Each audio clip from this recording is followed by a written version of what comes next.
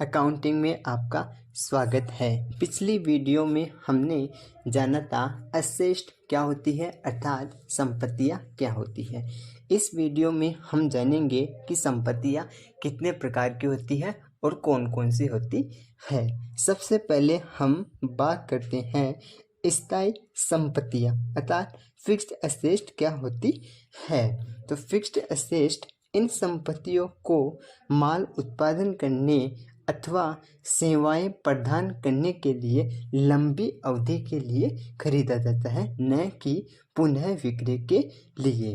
अर्थात दोस्तों ये वे संपत्तियां होती हैं जिनको एक तो लंबी अवधि के लिए खरीदा जाता है और इनको दोस्तों बेचने के लिए नहीं खरीदा जाता है बल्कि बिजनेस को चलाने के लिए खरीदा जाता है। उदाहरण के लिए मान लीजिए मुझे फोटोकॉपी की दुकान करनी है, तो फोटोकॉपी दुकान के लिए मान लीजिए मैं कोई मशीनरी खरीदता हूँ। अब जो मशीनरी मैंने खरीदी है दोस्तों वो किसके लिए है, लॉन्ग टर्म के लिए खरीदी है, मैं उसको बेचूंगा नहीं। इसके अलावा और भी मान लीजिए जैसे ऑफिस पर्पज के लिए मान लीजिए मैं कोई कंप्यूटर खरीदता हूँ तो वह मेरे लिए फिक्स्ड असेस्ट है। इसी प्रकार से मान लीजिए दोस्तों मैंने ऑफिस के लिए पंखा लगाया तो पंखा मेरे लिए क्या हो गया, फिक्स्ड असेस्ट हो गया। अर्थात ऐसी कोई भी संपत्ति अगर मैं खरीदता हूँ मेरे बिजनेस में जिसको मेरा उद्देश्य बेचना नहीं है जबकि मेरा उद्देश्य उसको बिजनेस के लिए यूज़ करना है, अर्थात बेचने के लिए मैं उसको नहीं खरीद रहा हूँ और उसको लंबे समय के लिए मैं खरीद रहा हूँ, ऐसी संपत्तियाँ क्या होती है, फिक्स्ड असेस्ट अर्थात एक स्थायी संपत्तियाँ कहलाती है।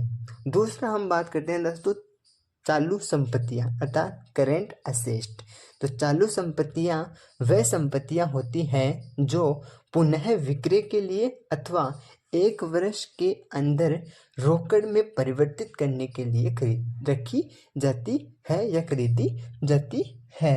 अतः इन संपत्तियों को लघुजीवी या सक्रिय संपत्तियां यानी शॉर्ट लाइव्ड और एक्टिव असेस्ट भी कहा जाता है। यानी इसमें उल्टा है, ये वे संपत्तियां होती है दोस्तों जिनको बेचने के लिए खरीदा जाता है अर्थात बिजनेस के लिए खरीदा जाता है। जैसे मान लीजिए मेरे कोई किराने की दुकान है तो किराने के लिए मैं जो भी सामान परचेज करता हूँ, जो भी मैं सामान खरीद रहा हूँ वो संपत्ति सब मेरे लिए क्या हो गई, चल संपत्तियाँ अर्थात करेंट असेस्ट हो गई। इसके अलावा जिसको तुरंत रोकड़ में परिवर्तित किया जा सकता हो अर्थात कैश में कन्वर्ट किया जा सकता हो उन्हें क्या कहेंगे अपन, चल संपत्तियाँ यानी करेंट असेस्ट कहेंगे। जैसे मान लीजिए कैश है, अब कैश आपका ऑलरेडी ही क्या होता है, नगद में परिवर्तित रहता है। इसके अलावा मान लीजिए बैंक में बड़ा बैलेंस है, वो भी आपके लिए क्या हो गया, करेंट असेस्ट हो गया।